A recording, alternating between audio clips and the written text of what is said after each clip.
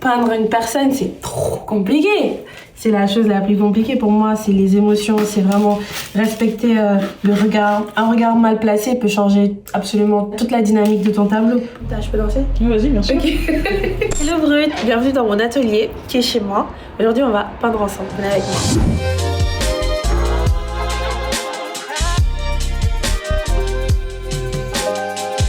Quand j'ai eu mon diplôme en 2019, je me suis rendu compte que j'avais j'avais ce besoin, cette intensité de peindre, de m'exprimer. À l'époque, je connaissais plein de peintres. Et donc, j'étais à Dakar et j'ai demandé à des amis peintres, est-ce que je peux venir voir votre atelier? J'ai pas pu. Et du coup, je suis revenue en France. À l'époque, j'habitais à Vélizy. Je suis allée à Cultura qui se trouve à Vélizy. J'ai acheté tout le matériel pour peindre. Et je suis allée sur YouTube, je me suis dit, tuto, j'ai commencé par des fleurs. À l'époque, j'étais pas un prodige, j'étais pas Picasso. La prof de dessin, elle me disait pas, toi, tu vas devenir une peintre parce que c'était normal. Donc, je pense que c'est, encore une fois, quelqu'un de très spirituel. Je crois au fait que c'était juste le bon timing pour moi de me rendre compte que j'avais ça en moi, mais que peut-être j'avais pas forcément eu le temps de le développer parce que j'étais trop occupée à aller être ingénieure d'abord, trop occupée à aller réaliser le rêve d'autres personnes. Étant quelqu'un de la vieille école, j'ai toujours pensé qu'il te faut un diplôme pour être quelque chose. À un moment, j'étais entourée par des gens qui me disaient mais tes peintures, la perspective, elle est pas assez bien, tes peintures, c'est pas assez machin. Donc moi, je me suis dit que j'étais pas assez bien. Donc pendant très très longtemps,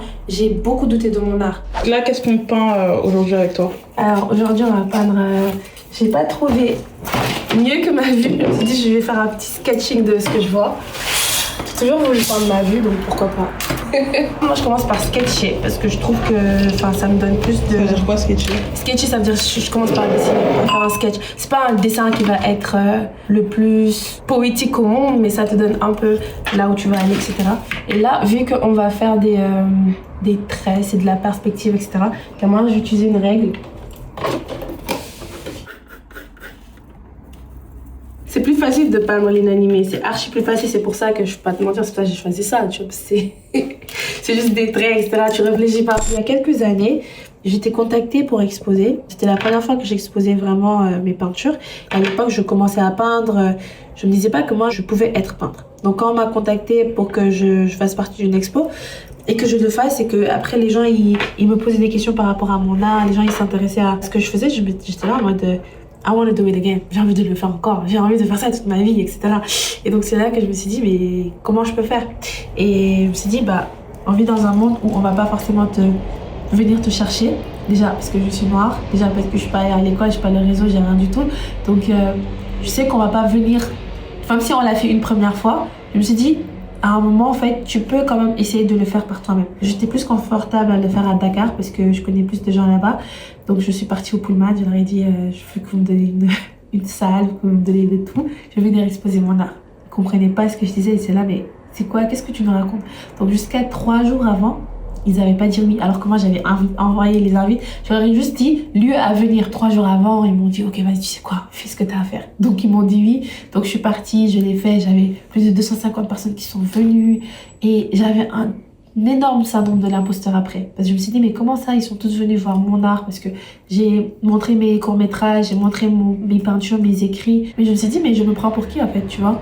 Et il y avait aussi cette partie de moi qui voulait le refaire, tu vois. Donc je pense que chaque entreprise, chaque personne qui fait des trucs, il se base sur ses propres expériences. Donc moi, j'ai voulu refaire le truc et je me suis dit, comment je peux mieux le refaire? Donc je suis venue à Paris et je me suis dit, pourquoi pas contacter d'autres artistes comme moi qui ont quelque chose à montrer, qui ont un art à montrer, qui ont un message à véhiculer.